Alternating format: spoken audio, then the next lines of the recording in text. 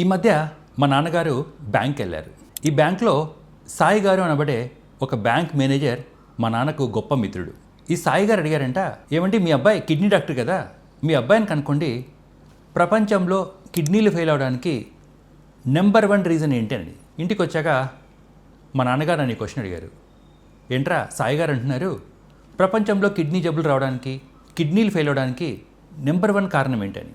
మీ అందరికీ చెప్పినట్టే మా ఫాదర్ కూడా ఇంకోసారి చెప్పాను, ప్రపంచంలో కిడ్నీ డిసీజ్ రావడానికి, కిడ్నీలు ఫెయిల్ అవడానికి first reason, second reason, third reason diabetes mellitus, అంటే అన్కంట్రోల్డ్ షుగర్ వ్యాధి. మరి షుగర్ వ్యాధిని అందరికీ కూడా కిడ్నీ సమస్యలు వస్తాయా? కానే కాదు. ఎవరికైతే లాంగ్ టర్మ్గా దీర్ఘకాలికంగా షుగర్స్ అస్సలు కంట్రోల్ ఉండవో వారికి మాత్రమే కిడ్నీస్ ఫెయిల్ అవుతాయి. సో ఫ్రెండ్స్, సాయి గారు మా ఫాదర్ని అడిగినట్టు మిమ్మల్ని కూడా ఎవరన్నా కిడ్నీస్ ఫెయిల్ అవడానికి నెంబర్ 1 రీజన్ ఏంటంటే మీరు ఇవ్వాల్సిన సమాధానం uncontrolled long term diabetes.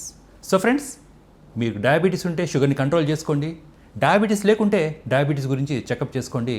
Your kidneys will be safe.